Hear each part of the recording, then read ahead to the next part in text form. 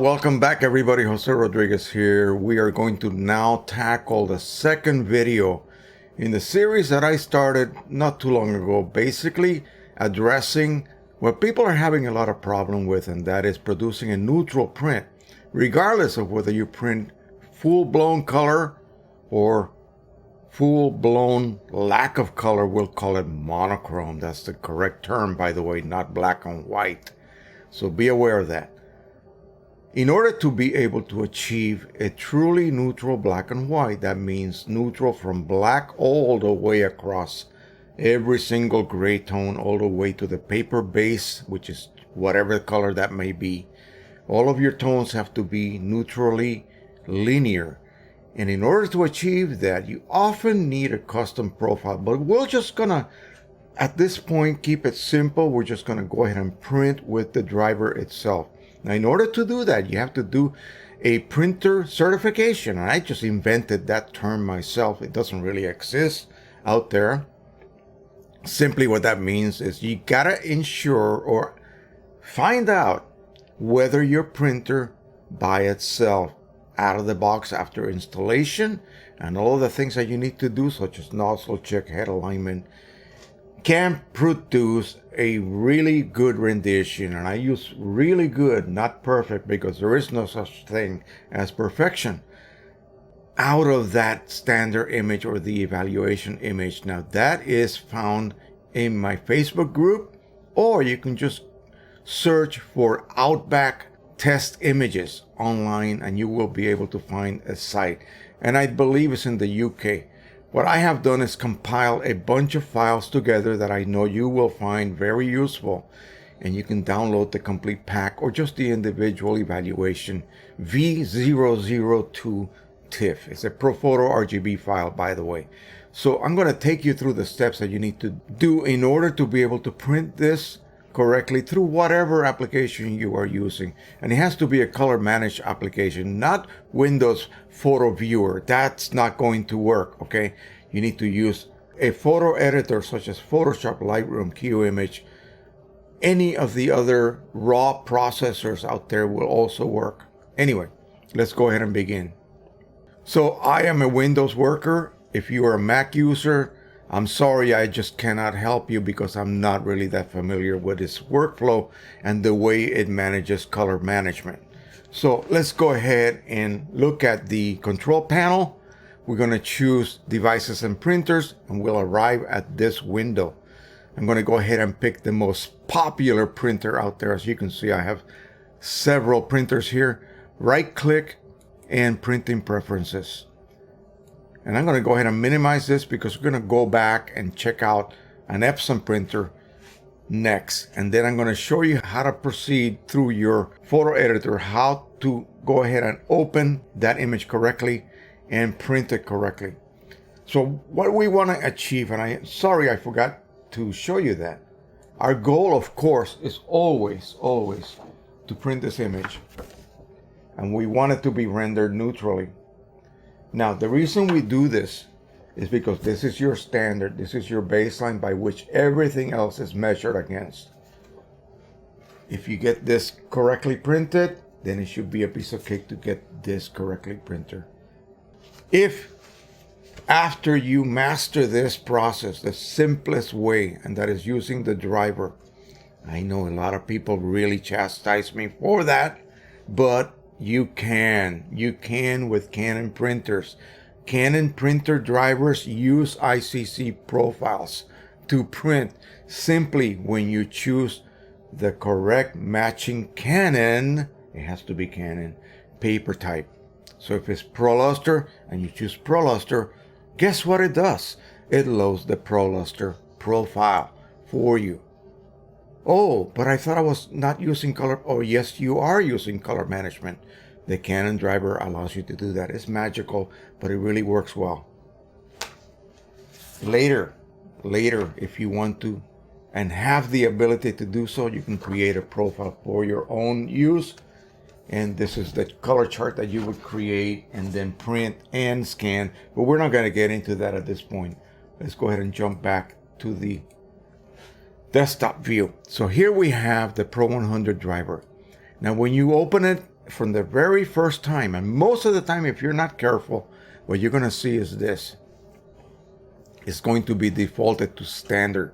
What does that mean? Standard is kind of a combination setting that allows you to print good graphics, text, and such. Check out this little icon right here. This little avatar shows you what looks like a text page and then maybe possible bit of graphics. No, we're printing photos. We're printing photos.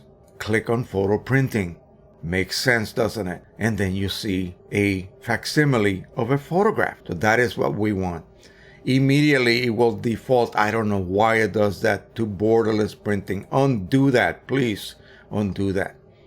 Now, we're going to choose our paper. I love my ProLuster, so we'll choose ProLuster.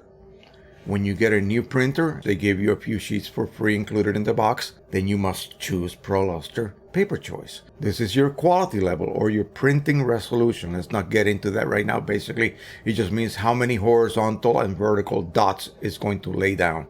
The higher the quality, the more dots will be packed within a square inch worth of printed space. Nothing to do, remember, nothing to do with your image resolution. That is pixel resolution. The term DPI and PPI are so misused out there by people who should know better. I like to smack them behind the head and say, hey, two different terms, not related to each other whatsoever.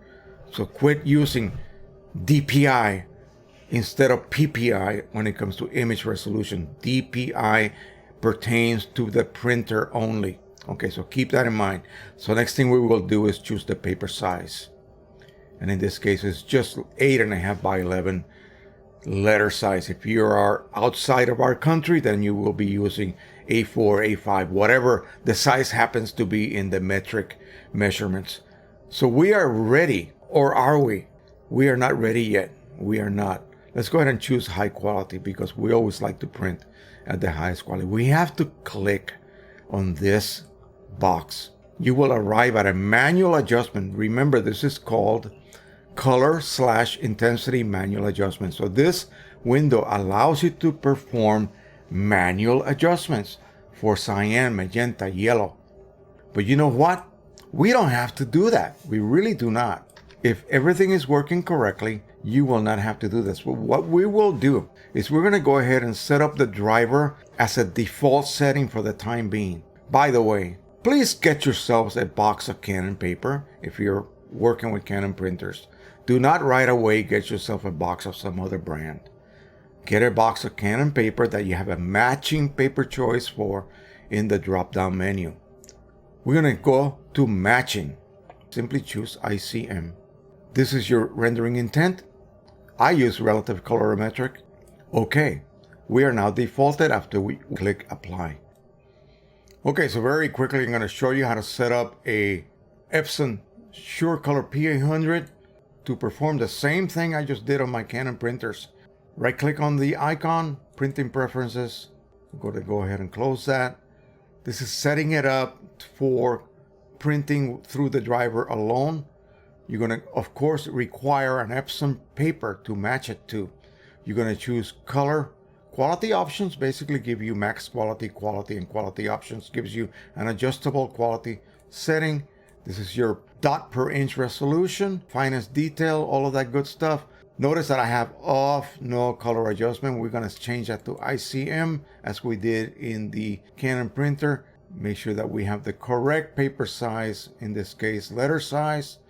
And that is it. Color, premium photo paper glossy, color, quality options set to whatever quality you want. ICM has to be chosen. Sheet feeder, letter size, and OK. So basically that is it. That's the settings that you're going to use to print through the driver. And the printer driver is going to go ahead and do simply just like it did with the Canon printer. It's going to apply the correct matching ICC profile as long as you're using Epson papers. It has to be. You cannot be using another brand. You will not have a match. It will not know what to do. And so your results are not going to be as good as if you were matching your paper choice with an actual paper matching that choice. And that applies to Epson as well as Canon. All right. And we have our standard image here loaded already. So we'll go ahead and open it. Now, notice I get a message here. And I'll show you how to set that up so that you always get this message. You don't mess up, because this is a ProPhoto RGB file and you do not want to change the embedded color space. Okay. You want to open it as what it is intended to be, a ProPhoto RGB file. Notice it says the document printer evaluation image V002 has an embedded color profile that does not match the current RGB working space. What does that mean? Well, I have set my Photoshop application to work under Adobe RGB 1998, which is a standard higher than sRGB color space. For most of my images, that's what I work in. I don't shoot in ProPhoto RGB, so I don't have a need for that. But this image that we have here, it is embedded at ProPhoto RGB, so we really do not want to change that. Don't worry about the jargon. Don't worry about it. Just follow my instructions. In this case, we do not want to change it. I'm going to let it use the embedded profile instead of the working space of Photoshop. There we go. We have opened it. And now this image is being displayed to me, the user, as its correct color working space. Now, in order to be able to get that warning, let me show you what you need to do. Absolutely need to do. Now, you will not have to do that with your Lightroom or your Q image, but in Photoshop you need to go to edit, then come on down to color settings, and here basically all you need to do, profile mismatches, click on that, ask when opening, missing profiles, click on that, ask when opening, and I always also click on this one here, hit OK. From now on you will get that warning and you will not mistakenly open it and then change that color space of that evaluation image to my working color space, which happens to be Adobe RGB 1998. Again, make sure you do that and you will be fine. Now all we have to do, we're not going to edit it. I don't care what it looks like on my display at this moment. Maybe my display is not fully calibrated properly. Okay, so what we're going to go ahead and do next is File and Print. Do not edit this, okay? Do not change it. And here we go. We got the Pro 100 chosen.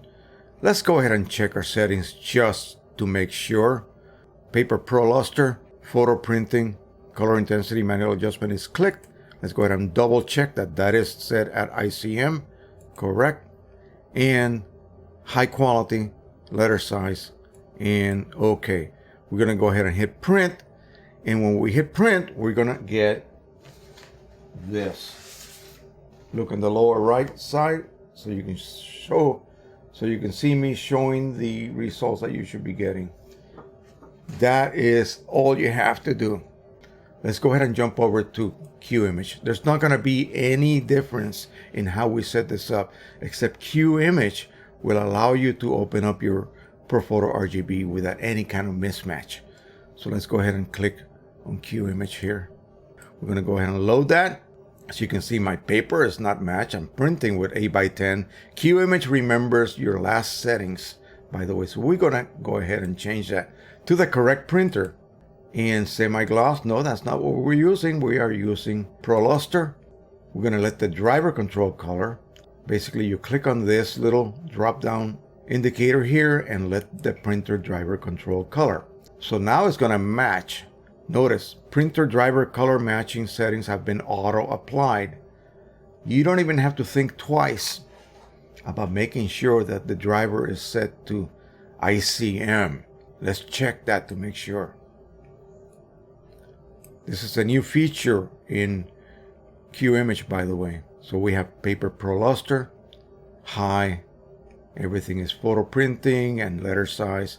We're going to click on the color intensity manual adjustment matching ICM. Look at that.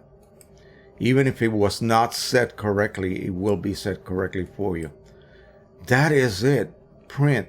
Click that print button up there and you should be able to get a perfect result. Q image is telling the driver, hey, I want you to control color because I let the driver control color here. If I choose to have QImage control color, it will find the correct profile for that particular paper and that particular printer for you pretty much automatically as well. We're not going to talk about that in this video because it's something of a new feature, and basically your results will be the same. How about Lightroom? So basically, as you can see so far, all we are doing is letting the driver control color. All we are doing is letting the driver use ICM matching and the correct paper. And that's it. That's all you need to do. Let's go ahead and close that. We'll open up Lightroom. Now, I don't have that image loaded. In order to open something through Lightroom, you have to have it imported. So since I'm already here at this point, I'm just going to go ahead and print this particular aerial shot of my neighbor's backyard. Her backyard is a lot nicer than mine, so I went ahead and photographed it via one of my drones, as you can see. We'll choose this one here. So what we will do is basically go to the print module. This is your develop module where you perform all of your edits. And in the next video, I'm going to show you how to edit an image for a perfect white and black point. And that's very important when it comes to black and white or monochrome printing, which is the subject of this little series. I'm also going to take you through how to adjust your actual colors, because we're going to go ahead and convert this to a black and white. You will be able to adjust your reds, your greens, your yellows, your blues to different densities, because remember, you're working with nothing but gray tones. Go to the print module. We're going to hit the page setup all the way over here. Follow the icon. Boom. Page setup. This opens up the driver. Properties. And again, we just want to make sure that everything is correct. And it is not, because it remembers your last settings. Photo paper pro luster. And we want high, and we want letter size and color intensity manual adjustment, and we want to set to ICM. Boom and boom. We are set to print. The driver has been set. Nothing to do with Lightroom, okay? We basically jumped over to the driver, which is accessible at the page setup tab. We're gonna scooch on over to the right all the way down. And because we're working with a Canon printer, see, Canon and Epson have what they refer to as native printing resolution. They expect to get images that are set to 300 ppi, pixels per inch, or 360 pixels per inch if it's an Epson printer. So we're working with a Canon printer, so we just want to make sure that we have this set at 300. And we're printing on a lustrous paper, so they give you just two choices for your so-called default sharpening or post sharpening. Again, that's another subject. Glossy or matte. Well, our paper has a certain degree of gloss or luster, so we're going to choose glossy. Manage by printer or not, you see. So you're going to let the printer manage color. That's it. Print. And you should be able to get a really, really good rendition of your standard image. And that's basically all you have to do. Now, here's a theory, guys. Because this image contains examples of just about everything you're going to encounter in your own particular images. You have little portraits of kids here. So that's your flesh tones. You have basically like a big still life with all sorts of stuff. It has color checker passport card, all of that for your color matching. You have all these out of gamut colors right here, which will tell you how well your printer performs with extreme colors. You have subdued colors, and this is mostly what you normally encounter, from black to fully saturated, and from fully saturated to white. The most important feature of this image is the ramp from black to white. That will give you an idea how linearly neutral your printer is able to print. You want to have no change in hue along that whole trip from 0 to 255.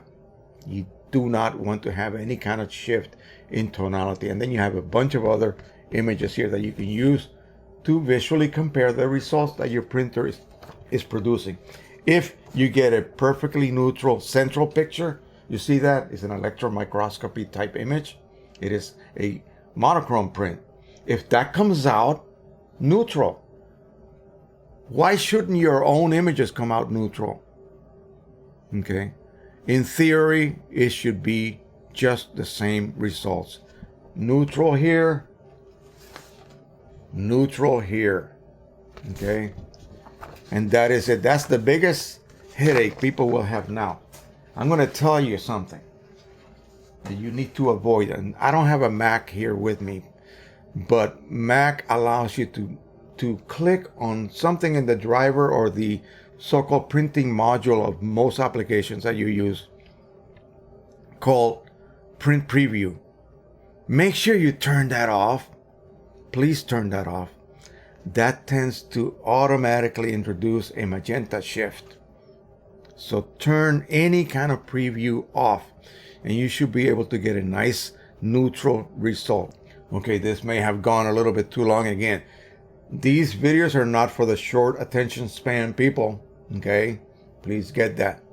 I go through full detail. My phone just rang and I had to do a cutaway.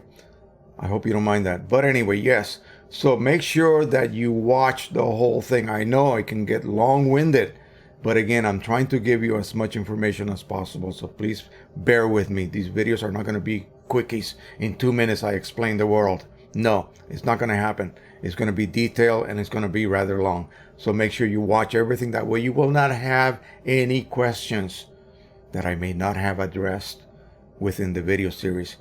Thank you so much. The next video will be about conversion of color images. And I'm going to specifically use Lightroom. So make sure that you watch that. And I'll show you the magical things you can do with just a bunch of the sliders that they provide you in one of the tabs in the Develop module. Lightroom was created for photographers by photographers. It's not a graphic art type application. It is a, by the name itself, light room, because we no longer work in the dark room. Makes sense, right? Okay, that is it. Thank you so much for watching. Don't forget to subscribe, share, and like. And until the next time, happy printing, everybody. Bye-bye.